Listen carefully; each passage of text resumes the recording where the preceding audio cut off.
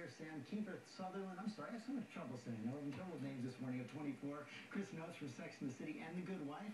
They're moving now from the small screen to Broadway, part of the all-star, all-male cast in the first Broadway revival of the classic play, That Championship Season. Thanks for coming in. Thanks so much this for having morning. us. See, you guys have had so much success in television, in movies.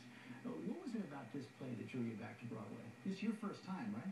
No, your first. No, it's my first time on Broadway. Certainly not my first time on stage. For me, it was a combination of the play, which is unbelievably relevant today, even though it won the Pulitzer and the Tony in 1972. There are things that are said and echoed throughout the play that I feel are unbelievably current.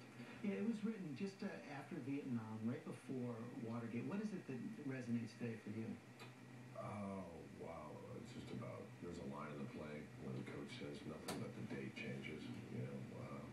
And 70 technology and, you know, progress. Yeah. 72, 73 was we were still in Vietnam.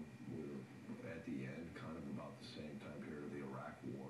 Tough economic times. Tough economic times. People just weary with the money and the debt and the death. But, I mean, that's a kind of a, this play is such a personal play on so many levels. On an emotional level, it deals with four men kind of in their late 30s, early 40s who are dealing with their fear of becoming irrelevant. And this coach, played by Brian Cox, who has held them together for 20 years, is using this reunion as a way to bring them back together again. We were playing Glory Days in the last half hour, and these guys reliving their glory days on the basketball court, but it shows also what happened to their relationship. Let's show just a little bit of it. George is taking good care of you, Phil. I paid for it. My money got him elected last time. There's more to it than that, and you know it. Is there? Yes, there is. See this suit? $100. Where's the silk tailor-made? $300, huh? I drive a 10-year-old Ford. Every year you get a new Cadillac. 5 kids, one a genius, baby. I support my alcoholic brother. Shut up. You're an alcoholic, a marathon drunk. I am working my off for George's victory because I want my share of the spoils.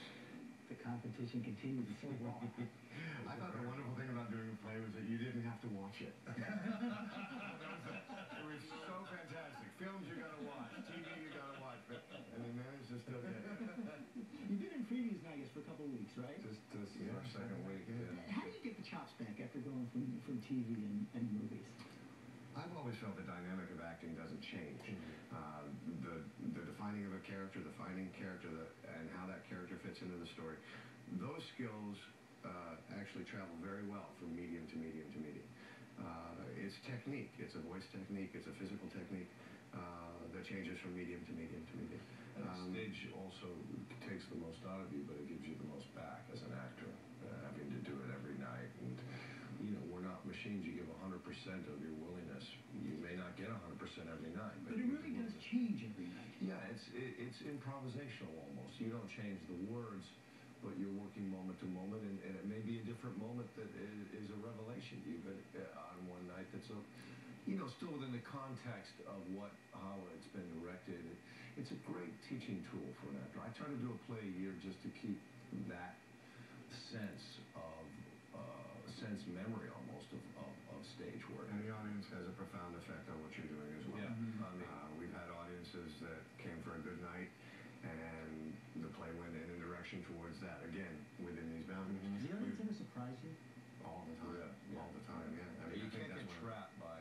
We've had audiences that are just laughing uproariously, and then the next night they may just be listening, and you can't get trapped into thinking that the show is really doing badly because they're not laughing. And this is the kind of show that has a lot of laughs that aren't, it's not a comedy, but there just happen to be some really incredibly funny moments. We saw it right there. Right. And another layer of texture to all this, the play was actually written by one of your co-stars' fathers, Jason Patrick's dad. Yeah. And Jason and I had done Lost Boys 25 years ago. We've been friends for 25 years, and I wasn't even aware of that until the last few years. I was aware that Jackie Gleason was his grandfather, but I was not aware that Jason Miller was his father. And so that's something that's actually been amazing. And I think Jason has handled himself amazingly well with allowing everybody else else to have their own interpretations of what something means, and not saying, well, my dad meant this and my dad said this. But he's also been there for help in that regard. Well, what an emotional experience it must be for him. Yeah, unbelievable. And for us too, to be with him in this experience. Well, and he's got things hidden around the set that were that are aspects of his father, and little touchstones for him. And I could see him kind of look at some of those on shelves and things here and there I'm before going to the play watch will for that start. when I go see it. That's interesting. Before we go, we have a pretty obsessive producer who's named her cat Jack Bauer. Naaman. You know, you're going to show the cat right there. And what the cat wants to know, she's an obsessive 24 fan, is there going to be a 24 movie?